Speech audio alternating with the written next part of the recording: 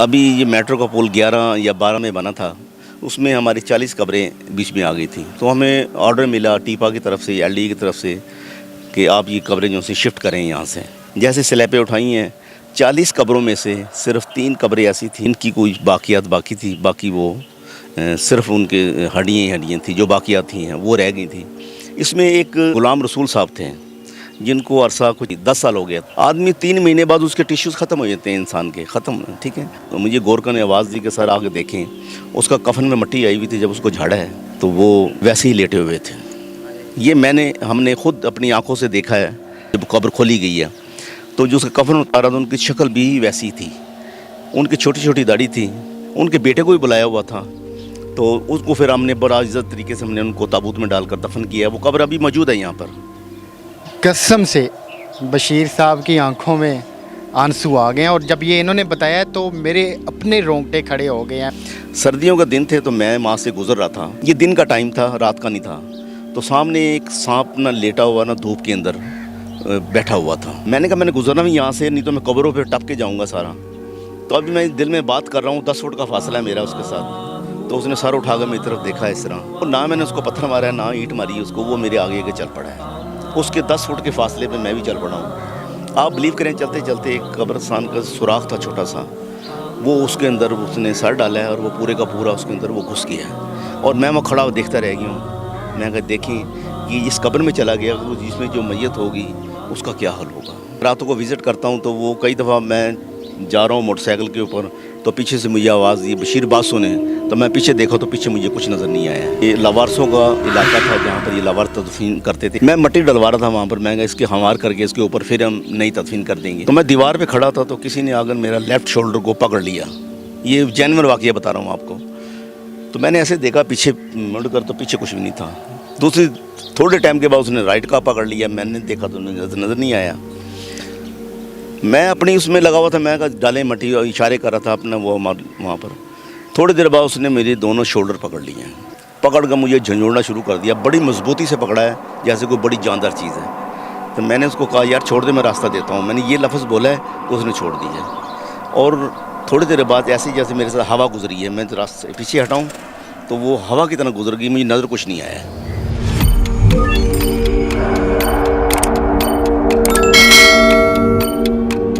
अस्सलाम वालेकुम, आप देख रहे हैं औसाफ डिजिटल, मैं हूं ज़ुबैर अवान। नाज़रीन, आज मेरे पीछे आपको बहुत सारी कब्रें दिखाई दे रही होंगी। मैं एक कब्रिस्तान में मौजूद हूं। इन कब्रिस्तान के हवाला से हम लोगों ने बहुत सारी फ़िल्मों में बड़े दिल दहला देने वाले वाक़यात देखे हैं। फिर हमने अपने बड़े बुज़ुर्गों से बहुत सारी कहानियाँ सुन रखी हैं। कब्रिस्तान में रात के अंधेरे में क्या क्या होता है, यहाँ पर लोगों ने क्या क्या वाक़यात देख रखे हैं। तो आइए आपको मिलवाते हैं एक ऐसे शख्स से जिसने अपनी जीती जाती आंखों से बहुत सारे वाक़यात देख रखे हैं। तो ज़रा दिल थाम के मेरी आज की ये वीडियो देखिएगा। इस वक्त हमारे साथ एडमिनिस्ट्रेटर मियानी साहब कब्रिस्तान बशीर अहमद साहब मौजूद हैं। हम इनसे बात करते हैं, ये सारे वाक़यात इन्हीं से जानते हैं। उससे पहले सर मैं आपका शुक्रिया अदा करना चाहूँगा कि आपने हमें टाइम दिया है। ये कब्रिस्तान कितना बड़ा है और इसमें रोज़ाना की बुनियाद पर कितनी दफीन होती है? बिस्मिल्लाहिर्रहमानिर्रहीम। मियानी साहब कब्रिस्तान एशिया का सबसे बड़ा कब्रिस्तान इस लिहाज से है कि यहाँ पर मदफून लोग ज़्यादा हैं। वैसे तो रकबे के लिहाज से एक है ठट्ठा में मकली का है कब्रिस्तान जो रकबे के लिहाज से ज़्यादा है, मगर वहाँ पर लोग मदफून इतने ज़्यादा नहीं हैं। मियानी साहब कब्रिस्तान को हमने 8 इलाकों में डिवाइड किया हुआ है। ये शुरू होता है बावल शेर रोड से लेकर तो GOR तक और उधर से LOS तक, ये हमारा यानी कि 1248 कनाल पर ये पूरा का पूरा मुहित है। तो यहाँ पर जो डेली की एवरेजेस हैं मैयत की 20 से 25 लोग यहाँ पर दफन हो रहे हैं। पूरे 1.5 करोड़ की आबादी है लाहौर की, जिसको ये कब्रिस्तान डील कर रहा है।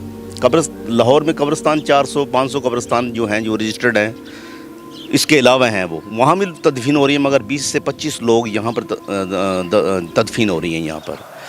जी, आपको सर कितना टाइम हो गया यहाँ पे वाबस्ता हुए? मैं यहाँ पर आलमोस्टली 15 साल से जॉब कर रहा हूँ मियानी साहब कब्रिस्तान में, और अल्हम्दुलिल्लाह काफ़ी लिटिगेशन भी हमने यहाँ से जो लोगों की इंक्रोचमेंट थी, कब्ज़े लोगों ने किए हुए थे, تو ہمارے جو سابقہ DC صاحب تھے سمیر احمد سید صاحب اور عدالت عالیہ جو پورا ساتھ دیا ہمارا، ہم نے اس کے ویژن کو رکھتے ہوئے سامنے جتنی انکروچمنٹ تھی تقریباً میں نے اس کی نشاندہی کرائی ہے.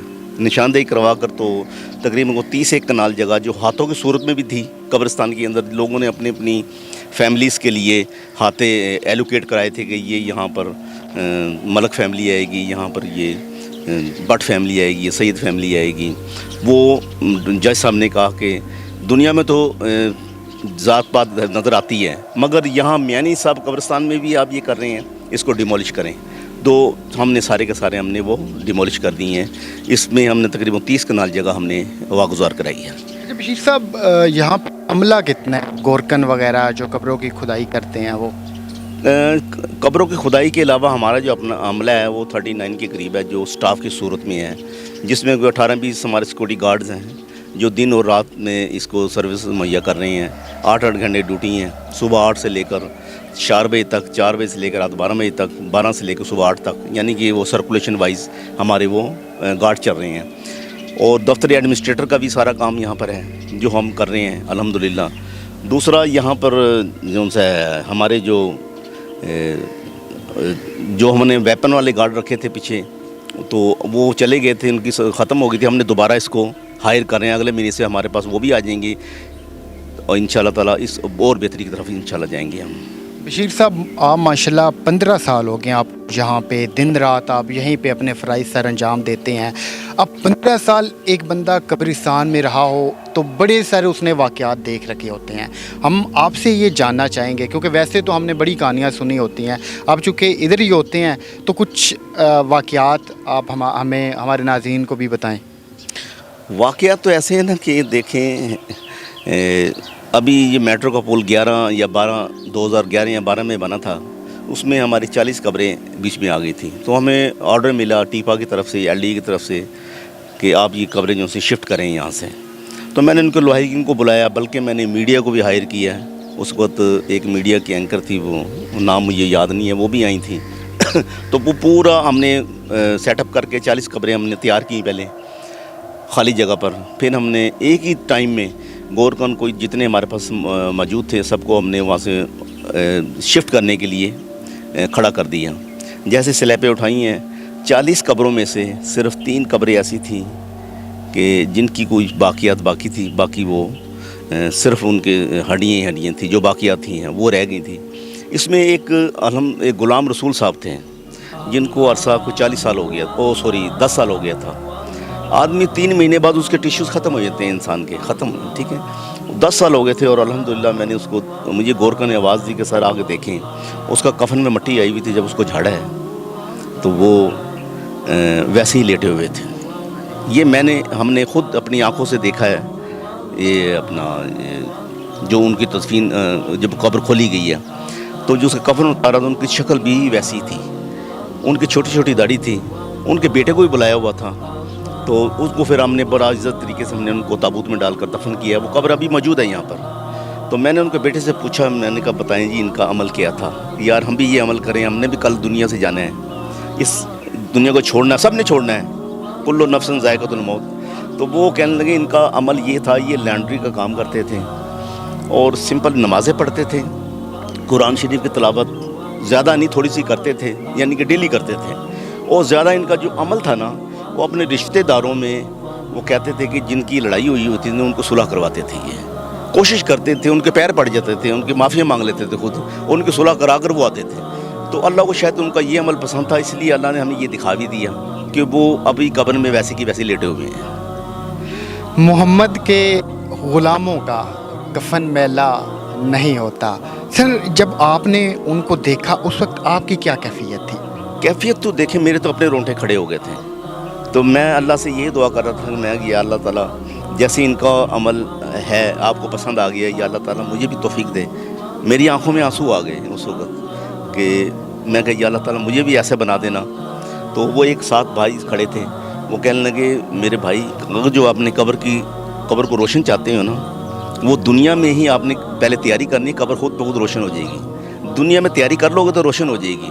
تو ہمیں ابھی ٹائم ہے، ہمیں کیا پوری دنیا کو، پورے مسلمانوں کو، سب کو ٹائم ہے کہ ابھی ہم زندہ ہیں، ابھی ہم کچھ کر سکتے ہیں، مرنے کے بعد تو ایک انگلی نہیں اٹھا سکتے ہیں، تو ابھی اس کو روشن کر سکتے ہیں۔ تو سب سے میری یہ ریکویسٹ ہے کہ کوشش کریں کہ قبر کو روشن کرنے کے لیے اچھے کام کر لیں۔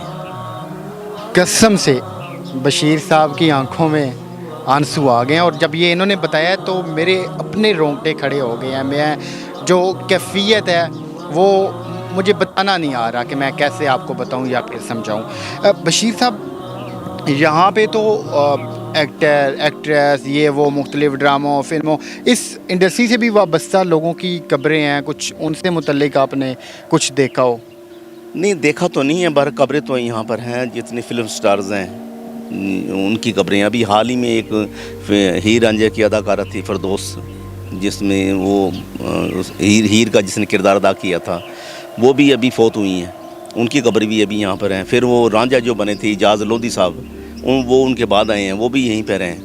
اس کے بعد گلوکارے بھی یہاں پر کافی سارے ہیں، تو جسٹس بھی ہیں، جرنل بھی ہیں، یعنی کہ ایون کہ جو بھی ہے، چاہے نیب کا اسد ہے تو ایک جسٹس ہے، سب نے اس کے نیچے ہی آنا ہے، تو تیاری کر کے آئیں بس۔ بالکل، اینڈ آخرت یہی ہے، اسی جگہ پہ آنا ہے بالآخر، اختتام ہمارا یہی ہے۔ سر، ایک اور میرا سوال آپ سے یہ ہے کہ آپ نے کچھ مجھے دن کے اجالے کی باتیں بتائیں، رات کو جب اندھیرا ہو جاتا ہے تب اس نگری کی کیا کنڈیشن ہوتی ہے، تب کیا حالات ہوتے ہیں اس وقت؟ میں دراصل آرمی کا ایک SSC کمانڈو ریٹائرڈ ہوں، انشاءاللہ ڈر خوف تو ہے نہیں ہے۔ میں راتوں کو بھی یہاں وزٹ کرتا ہوں پورے قبرستان میں۔ یہ قبرستان رات کو، اب دن میں تو ایک قبرستان نظر آنا، رات کو ایک جنگل بنا ہوتا ہے یہاں پر۔ آپ اکیلے آئیں گے آپ کو خوف نظر آئے گا یہاں پر، جدھر بھی جائیں گے آپ، یعنی کہ اکیلے جائیں گے تو آپ کو ڈریں گے آپ نا، کیونکہ ہم تو اس فیلڈ سے گزرے ہوئے ہیں، تو میں نے یہاں دیکھا ہے بے شمار رات کو، تو یہاں پہ سانپ وغیرہ میں نے دیکھے ہیں، ٹھیک ہے، اور نیولیز تو ہمارے پیروں میں گھستے رہتے ہیں، ادھر سے آ رہے ہیں ادھر سے جا رہے ہیں، ٹھیک ہے، ان سے کوئی ڈر خوف نہیں ہے۔ نہ آج تک کسی سانپ نے کاٹا ہے ہمیں، نہ کسی نیولے نے کاٹا ہے۔ اور یہ اپنا میں نے ایک واقعہ یہاں آپ کو سناتا ہوں تھوڑا سا۔ یہ علاقہ ہے یہاں پر ہمارے قریب ہی ہے جہاں ہم کھڑے انٹرویو دے رہے ہیں۔ سردیوں کا دن تھے تو میں وہاں سے گزر رہا تھا، تو میں نے کہا کہ میں وزٹ کر رہا تھا، یہ دن کا ٹائم تھا، رات کا نہیں تھا، تو سامنے ایک سانپ نہ لیٹا ہوا نہ دھوپ کے اندر بیٹھا ہوا تھا، تو وہ میں نے کہا میں نے گزرنا بھی یہاں سے، نہیں تو میں قبروں پہ ٹپ کے جاؤں گا سارا۔ تو ابھی میں دل میں بات کر رہا ہوں، 10 فٹ کا فاصلہ ہے میرا اس کے ساتھ، تو اس نے سر اٹھا کر میری طرف دیکھا اس طرح، وہ سانپ بھی ماشاءاللہ وہ کوئی 10-12 فٹ کا تھا، وہ اژدہا ٹائپ تھا، تو وہ نہ میں نے اس کو پتھر مارا ہے نہ اینٹ ماری اس کو، وہ میرے آگے آگے چل پڑا ہے۔ اس کے 10 فٹ کے فاصلے پہ میں بھی چل پڑا ہوں۔ آپ بلیو کریں، چلتے چلتے ایک قبرستان کا سوراخ تھا چھوٹا سا، وہ اس کے اندر اس نے سر ڈالا ہے اور وہ پورے کا پورا اس کے اندر وہ گھس گیا ہے، اور میں وہاں کھڑا دیکھتا رہ گیا ہوں۔ میں کہا دیکھیں کہ اس قبر میں چلا گیا، جس میں جو میت ہوگی اس کا کیا حل ہوگا، یہ میں نے خود دیکھا ہے وہاں پر۔ اللہ تعالیٰ کبھی سر ایسا بھی ہوا ہے کہ کسی قبر سے چیخ کی آواز آئی ہو، کہیں پہ آپ کو اور جو کیڑے پتنگے وغیرہ ہوتے ہیں وہ بھی دکھائی دیے ہوں؟ نہیں چیز دیکھیں، قبرستان الحمدللہ، ویسے لوگ کہتے ہیں کہ یہاں پر کوئی چڑیلے یہ وہ، میرے خیال میں ہے کہ ایسی بات نہیں ہے، کیونکہ یہ مسلمانوں کا قبرستان ہے۔ حدیث بھی ہے، آپ نے کہیں پناہ لینی ہے نا، تو حضور صلی اللہ علیہ وسلم نے فرمایا آپ نے پناہ لینی تھی، آپ دیکھیں کہ نزدیک کوئی قبرستان ہے وہاں پناہ لے لیں، آپ سیف رہیں گے، آپ بینگ مسلم آپ سیف رہیں گے۔ تو مجھے تو ایسی کوئی وہ چیز نظر نہیں آئی ہے۔ آوازیں وغیرہ تو کئی دفعہ آئی ہیں، میں راتوں کو وزٹ کرتا ہوں تو وہ کئی دفعہ میں جا رہا ہوں موٹر سائیکل کے اوپر، تو پیچھے سے مجھے آواز دی بشیر بات سنیں، تو میں پیچھے دیکھا تو پیچھے مجھے کچھ نظر نہیں آیا ہے۔ ایک یہ واقعہ، تو ایک واقعہ میں آپ کو اور سنا دیتا ہوں۔ یہ لاوارسوں کا علاقہ تھا جہاں پر یہ لاوار تدفین کرتے تھے، اس وقت ہمارے پاس جگہ نہیں ہے، میں مٹی ڈلوا رہا تھا وہاں پر، میں اس کے ہموار کر کے اس کے اوپر پھر ہم نئی تدفین کر دیں گے، تو میں دیوار پہ کھڑا تھا تو کسی نے آ کر میرا لیفٹ شولڈر کو پکڑ لیا، یہ جینوئن واقعہ بتا رہا ہوں آپ کو۔ تو میں نے ایسے دیکھا پیچھے مڑ کر، تو پیچھے کچھ بھی نہیں تھا۔ دوسری تھوڑے ٹائم کے بعد اس نے رائٹ کا پکڑ لیا، میں نے دیکھا تو نظر نہیں آیا۔ میں اپنی اس میں لگا ہوا تھا، میں کہا ڈالیں مٹی، اور اشارے کر رہا تھا اپنا وہ وہاں پر۔ تھوڑی دیر بعد اس نے میرے دونوں شولڈر پکڑ لیے ہیں، پکڑ کر مجھے جھنجھوڑنا شروع کر دیا، بڑی مضبوطی سے پکڑا ہے جیسے کوئی بڑی جاندار چیز ہے۔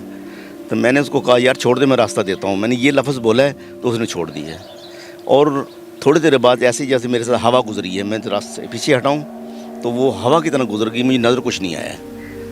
میں نظر آتا تو میں بتاتا, نظر نہیں آیا, ہوا کی طرح گزری جیسے ایک اندھیری گزری ہے, ایسے ہی ہوا تھا میرے ساتھ. سر یہ واقعات سارے تھے جو آپ نے ہمیں بتائے, ہمارے ناظرین کو بتائے. ایک اور بڑا اہم سوال میرا یہ ہے کہ ابھی ہم جب آ رہے تھے تو ہم نے دیکھا کہ قبرستان کے پاس بہت سارے نشئی لوگ بیٹھے تھے. یہ سارے لاوارث ہوتے ہیں, انہیں گھر سے نکال دیا جاتا ہے. یہ جب فوت ہو جاتے ہیں تو ان کو کیسے دفن کیا جاتا ہے, یا پھر ان کو دفنانے کا یہاں پہ کیا طریقہ کار ہے؟